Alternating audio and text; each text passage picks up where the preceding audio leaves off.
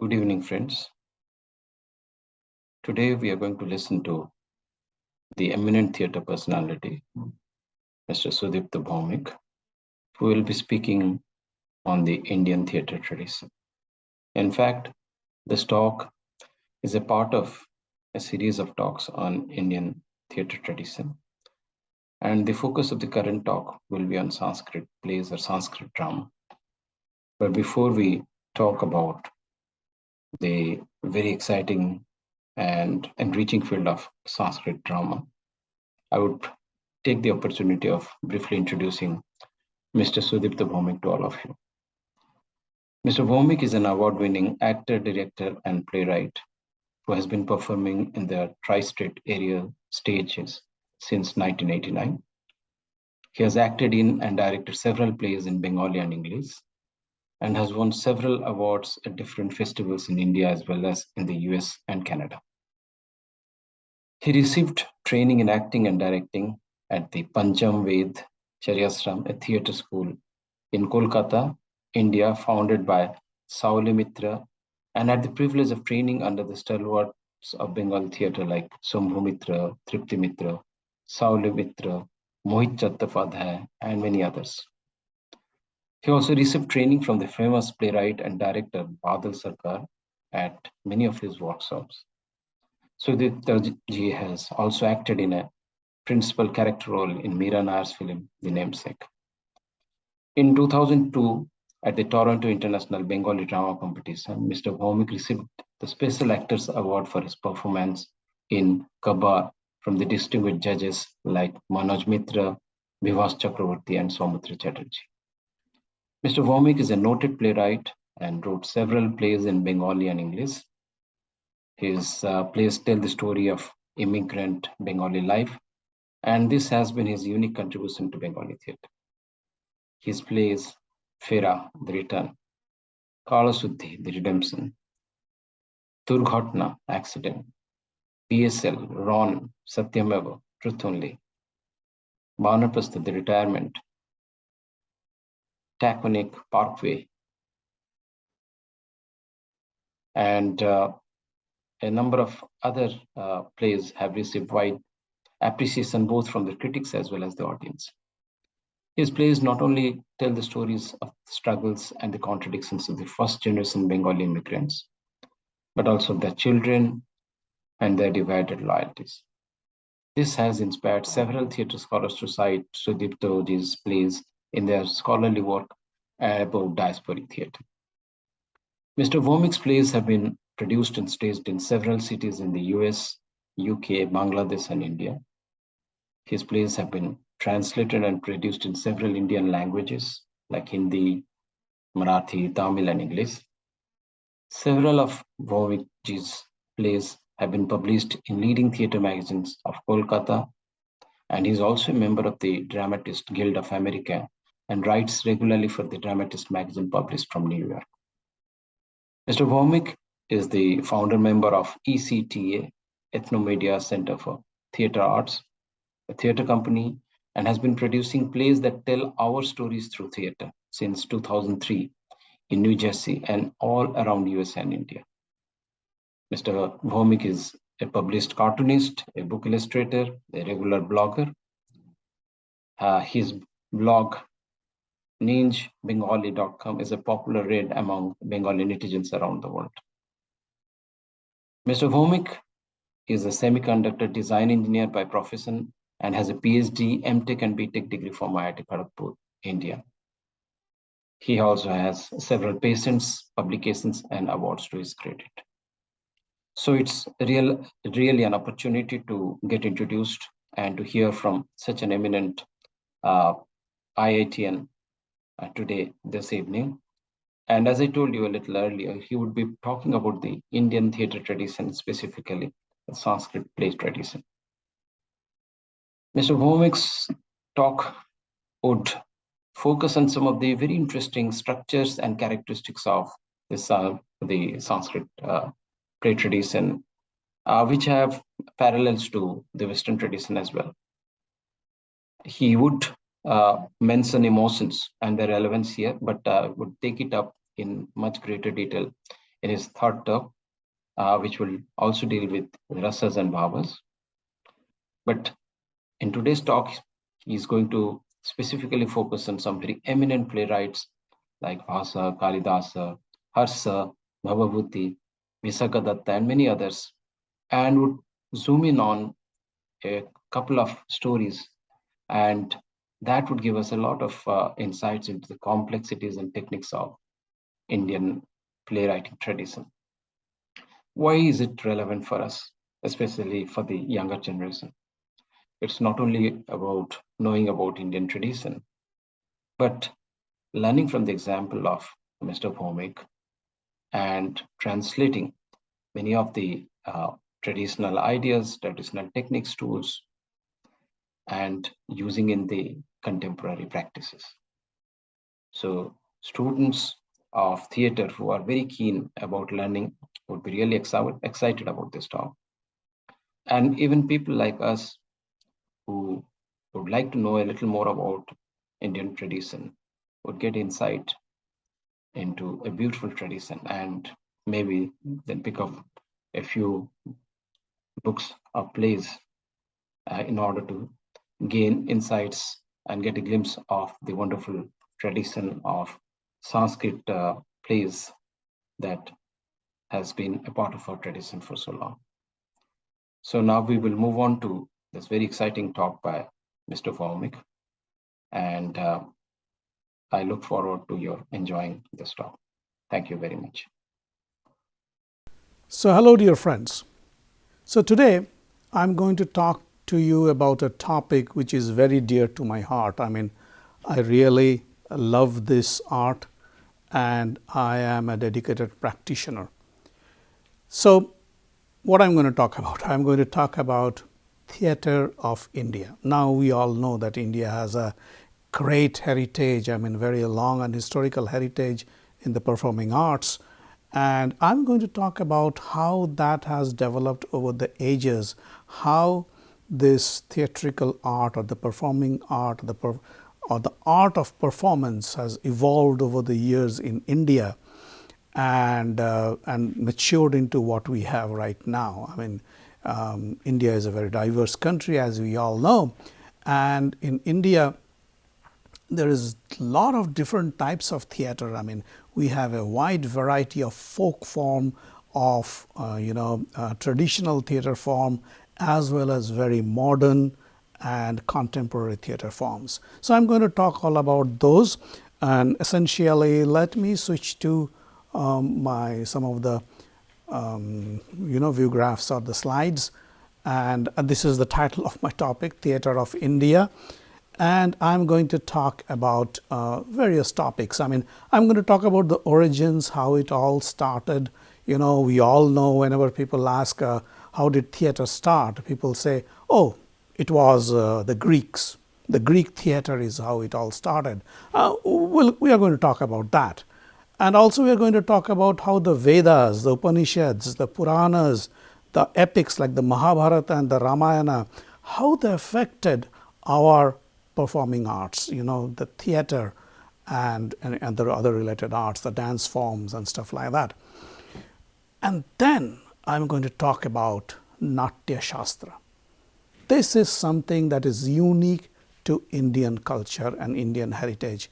No other culture in this world has something that is the same as the Natta Shastras. Yes, the Greeks have what we call the Poetics by Aristotle, but trust me, it doesn't come anywhere near the scope which Natta Shastra deals with. We're going to talk about it. We're going to talk about the Indian classical theatre or the Sanskrit theatre. Okay, it has a very rich tradition. We all may know some of the names of some of the playwrights. We know some of the the theatres, some of the plays. We are going to talk about those. We are going to talk about those playwrights. We are going to talk about the plays themselves, some of them. And then, as I said, I'm going to talk about the Indian folk theatre. Indian folk theatre is something which is really something very difficult to wrap your head around. It's a wide variety from the north to the south, east to the west. all different forms of folk theater traditions, all different types of traditional forms. They have evolved. Some stayed the same as they were many years ago. So we're going to talk about that. That's a very exciting time. And then we're going to talk about modern Indian theater. Okay, modern Indian theater is also around 200 plus years old, but we are going to talk about that. Now, in all this, okay, when I was trying to study about it, try to figure out how to present all these concepts in a series of videos that I'm going to come up with, I was wondering how to grasp at it, how to take that into account. I mean, how do we proceed chronologically? The problem with Indian, many arts and whatever history, Indian history in general, is that we have such a long history that the recorded history, the written history, almost doesn't exist for many of the things, many of our culture that we have developed. So it is really indeed very difficult to grasp it. But what pundits and the scholars and historians did, they tried to do this, what we call the detective work. They went through the documents, trying to put the puzzles together and try to make some sense out of it and try to figure out how things have evolved. I'm borrowing one slide from Dr. Farley Richmond. He's a faculty in Georgia, and he's a great. He's considered as one of the leading experts in in Indian theater. So he basically divides the Indian theater into these 5 overlapping regions, or consider this as a Venn diagram, but 5 different things all intermixed together. Indian theater, or I should rather say performing arts, because Indian theater, I mean, when we talk about Greek theater, Indian theater, especially the ancient Indian theater, was not of that time. So music, dance, elocution, spectacle, everything were blended together into what we call the Indian theater of those days, or rather performing arts. So this performing arts of India is kind of divided into these 5 different categories, all intermixed together. So any performing arts, any performance you observe, you will find some ritualistic practices there.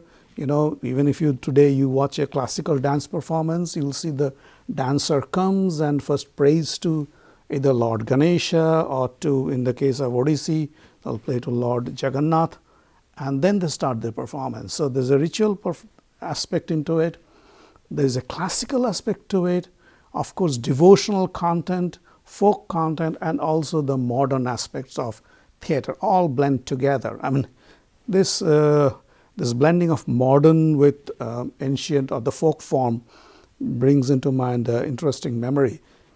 Once I was watching, a very folk performance. They were doing a very old, typical classical folk tale, performing few group of artists or performers under a makeshift stage.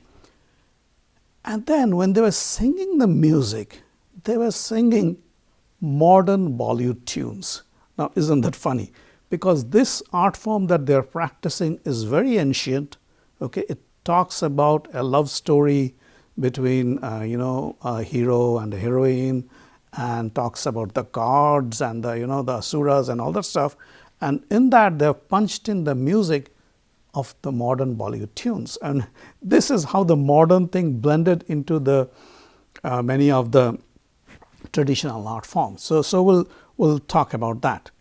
Now, of course, when you are talking about history of theater or performing arts, let's talk a little bit of the chronology. Let's see how far it is. And as I said before, whenever you ask somebody, what is the origin of theater? And people will say, well, Greeks.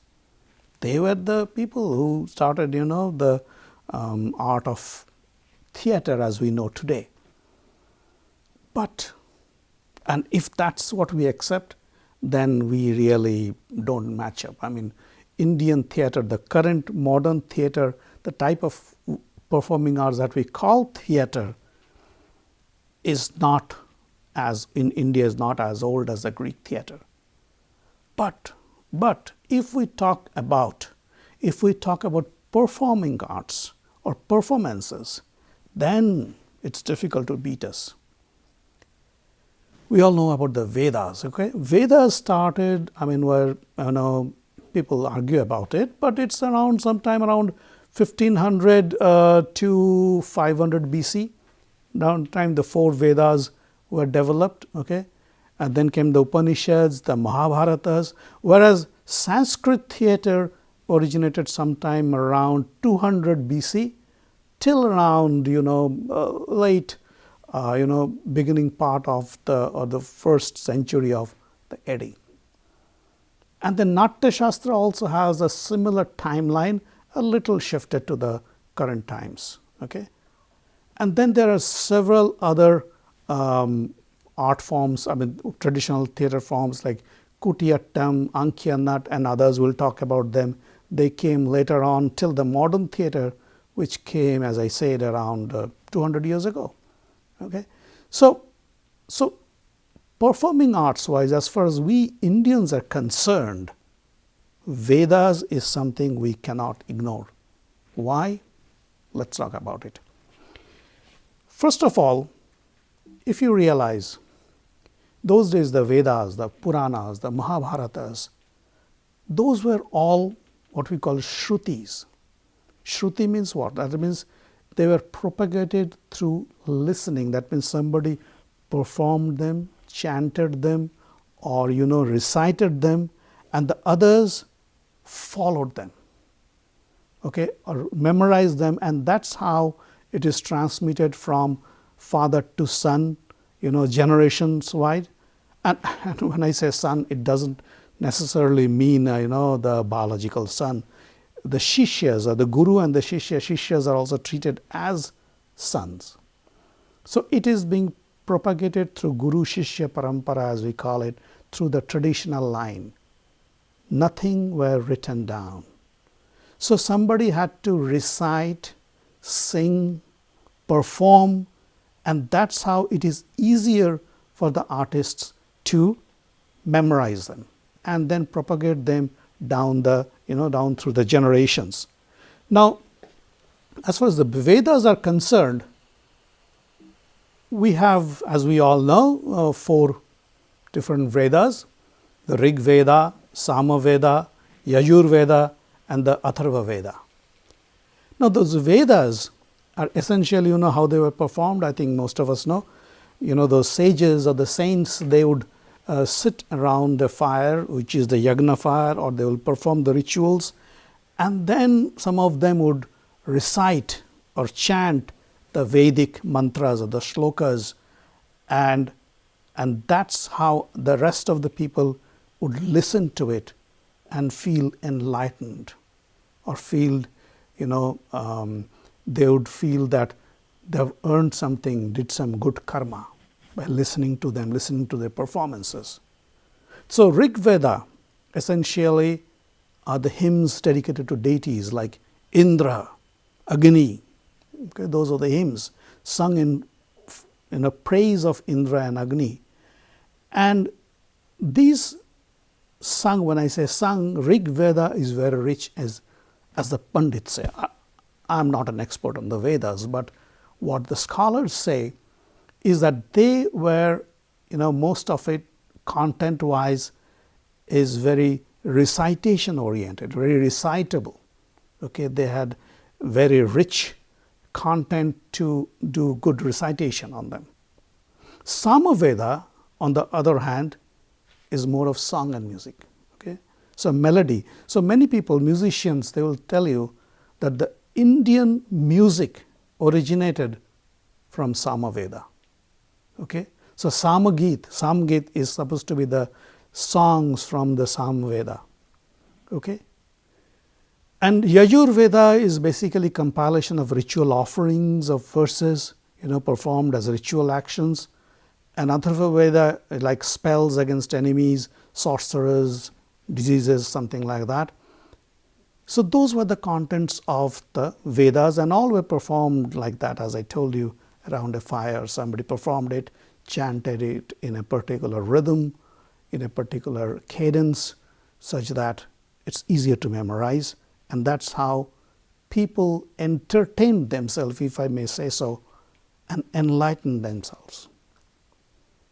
But there's a big but here, and that is the Vedas were only accessible to the upper caste, the Brahmins. The Shudras or the other lower caste peoples couldn't access the Vedas. They couldn't enjoy, they couldn't enlighten themselves from the Vedas. So this was a problem. We'll talk about it because this is a very important aspect in the growth or development of Indian theatre. Okay? So now, what happened is, so here is a page from the written manuscript of the Rig Veda image, but as I told you, they were really written much later. I mean, earlier part, nothing was written down. Written history didn't exist. I don't know whether the scripts were available that time at all. Okay, but this is one just page from the Rig Veda manuscript. Now, as the Vedas were developed or getting developed, the more of the spiritual texts developed in the Indian context, and some of this what we call as the Upanishads, also known as the Vedanta or the end of the Veda. So the Upanishads begin where Veda ends. And what Upanishads are? Upanishads are, most pundits will tell you, scholars will tell you that they have a richer philosophical and spiritual content than traditional Vedas. And they would, the purpose of the Upanishads was to, reveal the truths concerned about the nature of ultimate reality, the Brahman. To seek the truth, to seek the Brahman is what the Upanishads are about. Okay? And to understand ourselves. Who am I? Okay, how can we attain the final moksha? Okay, and that's what Upanishad is about. But the interesting part about the Upanishads are that they were all told, most of them were all told in the form of stories and dialogues between multiple characters. Like this episode of between, in the Kathopanishad, there is a story where Nachiketa visits Yama, or who's the Lord of Death, also known as Dharma himself, righteousness. So Nachiketa, a young boy, 7, 8, maybe 10 years old, okay, goes to, he was very upset with his father because his father was giving away, sickly cows as gifts, as donations to the Brahmins. So he protested, and then the father says, I'd give you to death. So he said, okay, I'll go. So he went to Yama, as we call it, Lord. And then they had a very interesting dialogue. Yama gave him 3 boons. He said, okay, you came here. Nobody comes to me. Everybody's scared of me. You came. So I'm giving you 3 boons. Ask whatever you want. So this boy narrates, or rather asks for different boons in the form of questions, and Yama answers. Some were pretty easy, but then it goes into deep philosophical discussion, and I'm not going into it right now. Okay?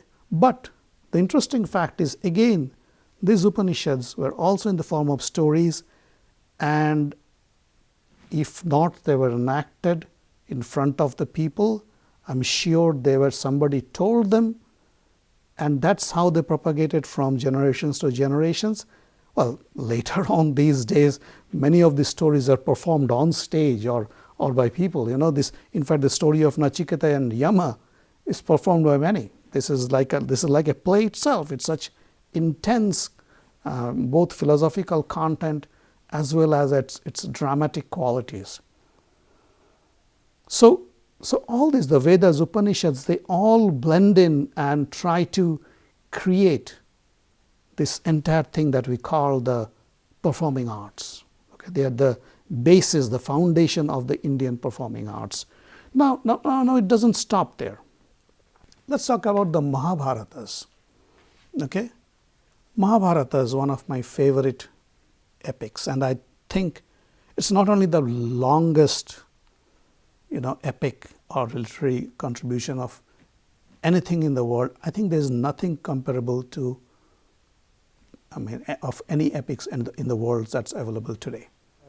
There is a saying that whatever is not in Mahabharata doesn't exist anywhere else. It condenses everything, the good, the bad, the ugly.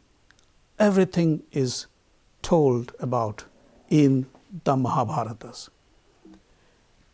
And it has a very interesting structure. The entire narrative has a very interesting structure. It is like a story within a story within a story kind of a structure.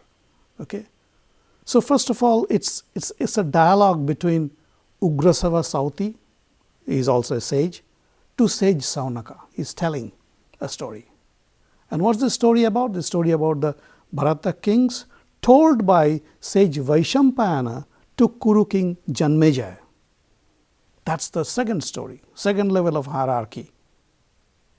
And as we all know, inside the story itself, if you remember, most of you know the stories of Mahabharata. If you don't, here is a shameless plug. I have a podcast called The Stories of Mahabharata. Just listen to it and you will know the entire story. But the stories of the Mahabharata, the way that it is told inside the story, if you remember the Kurukshetra war, there Sanjaya tells the story, the entire Kurukshetra war, whatever happens, including the dialogue between Krishna and Arjun, what we know as the Madhbhagavad Gita. That itself is narrated by Sanjaya to King Dhritarashtra, the blind King Dhritarashtra. So this is a very interesting structure of an epic, the way it was constructed as a story within a story within a story. So this storytelling, in order to have a deeper impact into the life, into the minds of the listeners, of the audience, was embedded starting from the Vedas down all the way to the Mahabharatas and Ramayana. I'm skipping Ramayana for now, but as we all know, it is the most popular epic in the world. Okay, so this is something that I don't know whether I can find any parallel in the world. Okay, the basis, the foundations of art, of Indian art, what we call, lies in the Vedas, the Upanishads, the Puranas, and the epics Mahabharata and Ramayana. Some theoreticians say or claim that the Sanskrit theatre, or what we know as the theatre in India, has its origin in Greek theatre. Now, there is some basis to it, but don't quote me on that. But there's a theory, and some people do believe it. And they have some proof to justify their claim. Okay, so Greek invasion happened in India something around 300 BC. Okay, Alexander the Great, we all know, he came all the way from from Greece, and then somewhere he was stopped in the northern India. And it is said that the Greek army, the huge contingent of Greek army, one needed some kind of entertainment. So what they had this, some of those, besides, I'm sure they had dancers and other entertainers, but they had brought from Greece a band of a theatre company to entertain them. And apparently some of the court poets of the kings of that era saw those performances and were influenced by them to write similar plays. So here are some clues to this theory. One was, we call in Sanskrit and also in Indian languages that Yavanika. Yavanika is the screen or the curtain that is used, either to paint scenery at the back or to, conceal the actors or conceal part of the stage. That was used by the Greeks in the Greek theater. In fact, this word scene or skene comes from the word skene, okay, skene or something like that. Now, Yavanika, the word Yavan, part of the Yavan, that root implies foreigners, invaders. Okay, so they say, okay, this, since the term Yavanika uses, most likely it has been borrowed from the Greek, and they use the Yavanika, that word has evolved from that. Then there is another proof, and that is, they say that, this famous Sanskrit play called Mritchakatika, or the Little Clay Cart, it bears striking resemblance to a Greek new comedy.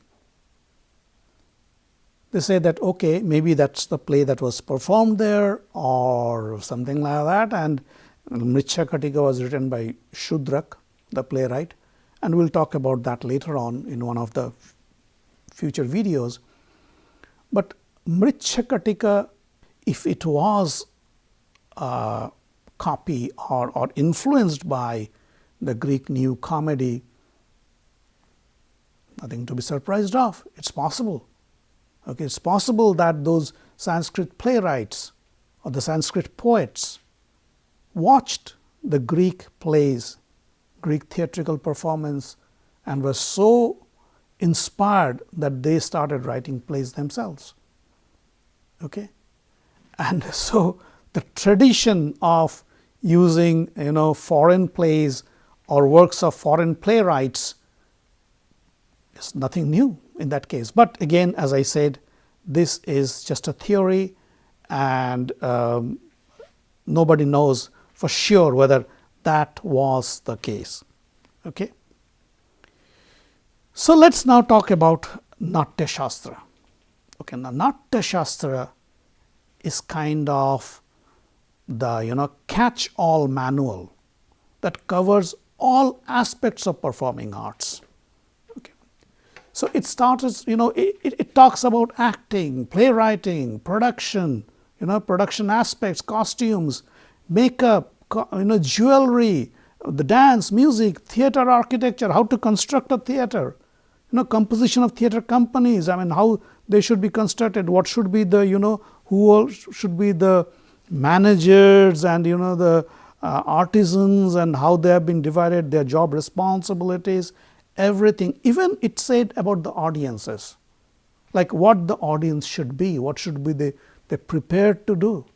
We'll talk about, touch upon those in future things, but Natta Shastra is a vast topic, and I don't think we'll be able to do much justice to it, but we'll try to give you a glimpse of how Natta Shastra defines our current theatre, of what we claim to be our theatre, Indian theatre. Okay. So it was composed something around between 200 BC to 280, and they say that it was authored by Bharata Muni.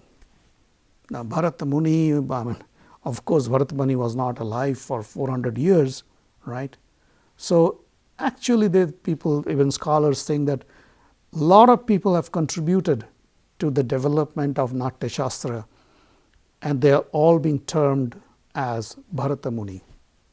Okay, but there's an interesting story about the origin of the Natta Shastra, also known as Natya Veda. Okay, and Natta Shastra itself contains this story. So the story goes like this. So it was the end of the Satya Yuga, and then the Treta Yuga came up, and then world was going into a chaos. People, especially common people, were no longer, following the gods or the righteousness or dharma. They were driven by lust and greed and, jealousy. So everything was going haywire, and the gods were very concerned about it. They said, this, we can't let this happen. We can't let this continue any further. So Indra, along with some of the gods, went to the creator, Brahma, and told him, "Oh Lord, the world is going into chaos. We need to get them back on track. So we need to do something. You must create something to bring them back onto the path." So the Brahma said, "Well, we have created the Vedas. All the 4 Vedas are there. So if they follow that, then they can reach the path of enlightenment."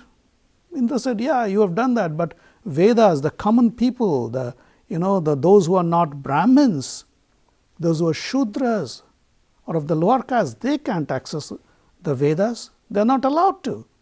So what about them?" Brahma said, "Yeah, that's something to be concerned about." So Indra said, "Lord, do something, create something that is both audible and visible and also entertaining to the people so they can grasp it easily, and that can also enlighten them, that can show them what is right and what is wrong, that can tell them what is the truth and what is fake or false." Brahma said, "Okay, let me think about it." So then Brahma thought about it, and he said, "Okay, I have the main ingredients, the Vedas. The Vedas are already there." So then he took components from Veda. He took the recitation part or the recitable part from the Rig Veda. He took the music and the song part from the Sama Veda, and also the acting part and the remaining of the performing arts part from the Yajurveda and Atharva Veda, and created the Natya Veda. And that's why a lot of people called the Natta Shastra also as the Pancham Veda. Pancham Veda means the 5th Vedas. Okay?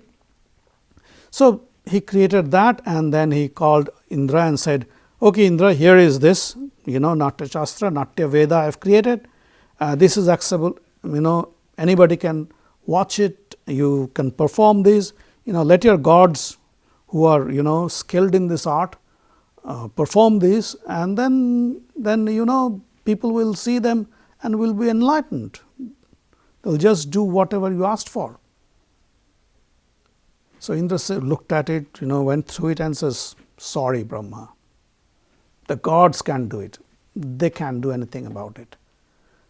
You need to find somebody else, maybe, the people." Then he said, "Okay, what about the sages, the Munis and the Rishis? They have been, preserving the Vedas. They have been, propagating or, talking about the Vedas, chanting the Vedas. They know a lot about this stuff. So why not employ some of them?" Brahma said, "Okay, all right, you go, I'll find somebody."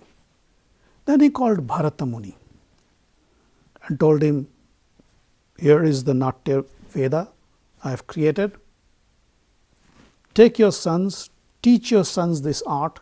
It gives, this Natta Shastra gives the details of everything that you know. It's an instruction manual. It also gives some of the plays, some of the stories that you can perform. And you just train up your people, your students, your sons, and perform."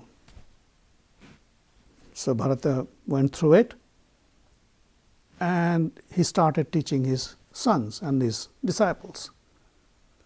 And then he realized that some of the characters in the story are female characters, women. Now, why would he find women those days? It's very difficult to find female performers. Till a few years ago, you could hardly see a female actor on stage. So he went to Lord Brahma and said, "Well, I'm sorry, I don't have female actors." Brahma said, "Okay, I have a solution for you. this is what I'm going to do.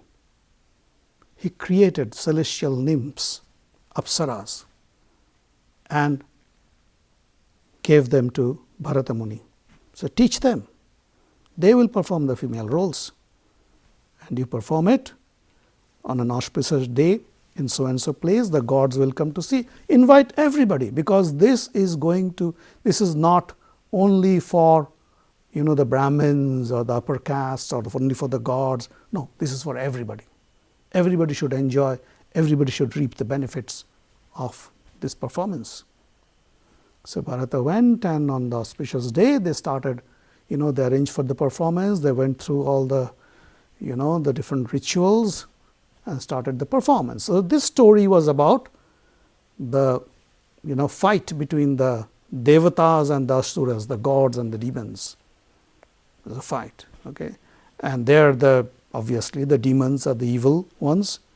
So the gods, the righteous, deities, they were to fight the demons.